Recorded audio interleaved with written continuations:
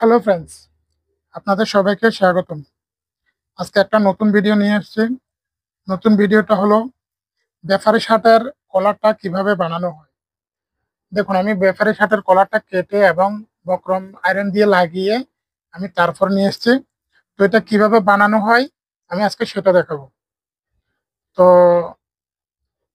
আপনারা যে যেখানে থাকেন আশা করি ভালো আছেন। আমি চাই আপনারা সবাই ভালো থাকেন। তো আপনাদের কাছে একটা আমার অনুরোধ রইল, আপনারা সবাই যেন আমার চ্যানেলকে লাইক এবং সাবস্ক্রাইব করে ওদেরকেও শেয়ার করে দেন। তো কথা না বাড়িয়ে আমি কাজে ফিরে যাচ্ছি। দেখুন, আমি কলারটা এখানে কেটে রেখেছি। আমি কলারের নিচের জন্য কাপড়টা কেটে রেখেছি। তো দেখুন, আমি এই কলারের জন্য এই কাপড়টা যেহেতু রেখেছি, এটাকে আমি কলারের নিচে দিয়ে কলারকে উপরে বসিয়ে দিব। এভাবে বসিয়ে দেওয়ার পর তো আমি কলারের নিচে করে সেলাইটা দিয়ে এটাকে জয়েন করে নেব। তো দেখুন, আমি এখানে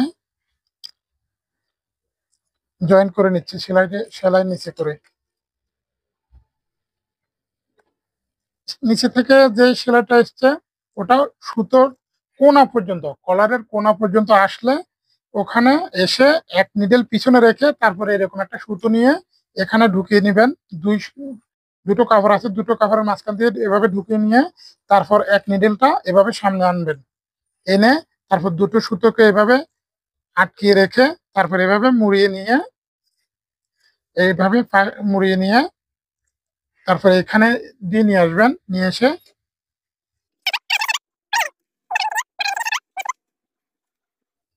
ঠিক একইভাবে এই কোনাতে আসার পরেও এইভাবে সুতোটাকে আমি এখানে ঢুকিয়ে নিয়ে তারপর আরেকটা নিডেল সামনে নিয়ে আসলাম। নিয়ে আসার পর এভাবে ঠিক একইভাবে সুতোটাকে মুড়িয়ে নিয়ে আবার একইভাবে এভাবে সেলাইটা করে নিয়ে আসতে হবে।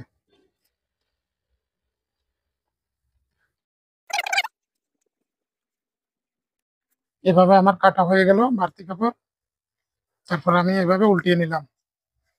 এই দেখুন, উল্টিয়ে নিয়ে আমি যে এই কারণে আমি সুতোটা ওখানে ঢুকিয়েছি। দেখুন কোনাটা কত সুন্দর করে উঠে গেল, দেখছেন কত সুন্দর করে কোনাটা উঠে গেল। তারপর ঠিক একইভাবে এটাও একই নিয়মে করতে হবে। এভাবে এনে এভাবে সুতোটাকে ধরে এই যে দেখুন কোনাটা কত সুন্দর করে উঠে গেছে, দেখছেন কত সুন্দর করে কোনাটা উঠে। একটা চাপ ছেলে দিবেন কলারের মধ্যে।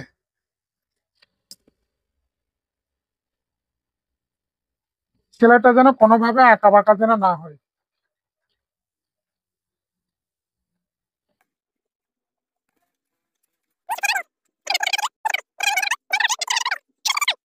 অত বেশি না, আদা শুধু সে কম রাখবেন এবং মাঝখানে এভাবে কলারকে ধরে মাঝখানে একটা মার্কিং দিয়ে নেবেন।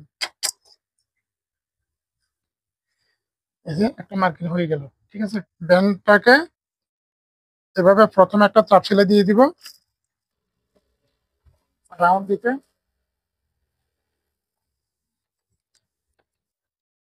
তারপর এই যে এখানে বাড়তি যে কাপড়টা আছে, আমার চাপ সেলাই দেওয়ার পর বাড়তি যে কাপড়টা আছে এটাকে কেটে ফেলে দিব।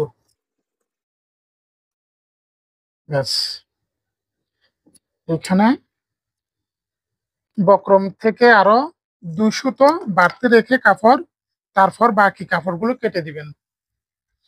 এবং কলারের মধ্যে যেভাবে একটা মার্কিং দিয়েছি মাঝখানে, ব্যান্ডের মধ্যেও একইভাবে একটা মার্কিং হবে।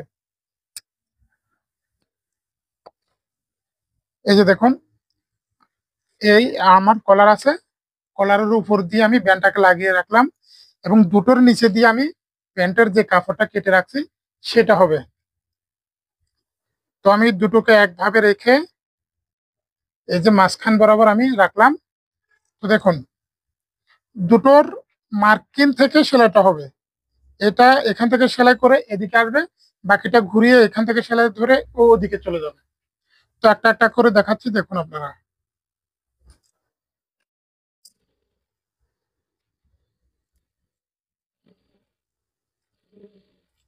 কোনোভাবে যেন বক্রমের উপরে না পড়ে, ব্যান্ডের যে বক্রমটা আছে ওই বক্রমের উপরে যেন সেলাইটা না পড়ে।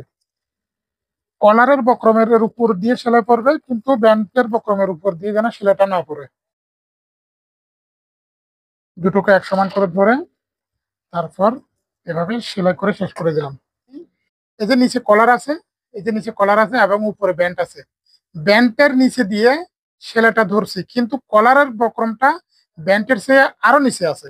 এই কারণে কলারের উপর দিয়ে, কলারের বক্রমের উপর দিয়ে সেলাইটা পড়ছে, তাই এইভাবে ফিনিশিং হয়ে গেছে। দেখছেন কি সুন্দরভাবে ফিনিশিং হয়েছে?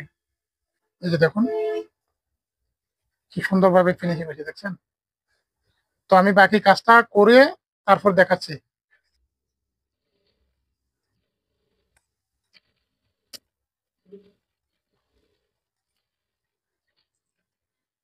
এভাবে এসে কোনায় বরাবর এসে এভাবে ঘুরিয়ে নেবেন। বক্রম, ব্যান্ডের বক্রম উপর যেন না পড়ে সেলাই, সেলাইটা পড়বে কলারের বক্রমের উপর দিয়ে।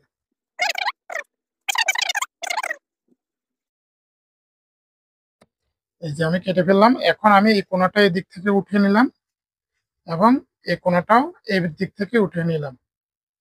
দেখছেন এই আমার কলার, এবং আমি এই কলারকে একটা চাপ সেলাই দিয়ে নিব।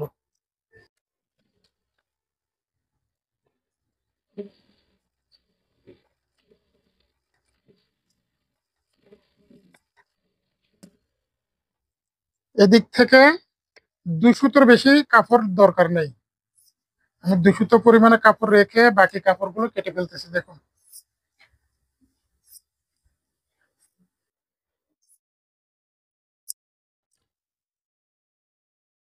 এইভাবে দুটোকে এক সমান করে ধরে, এই যে দেখুন দুটোকে এক সমান করে ধরে তারপরে এখানে এসে মাঝখানে একটা মার্কিং দিবেন।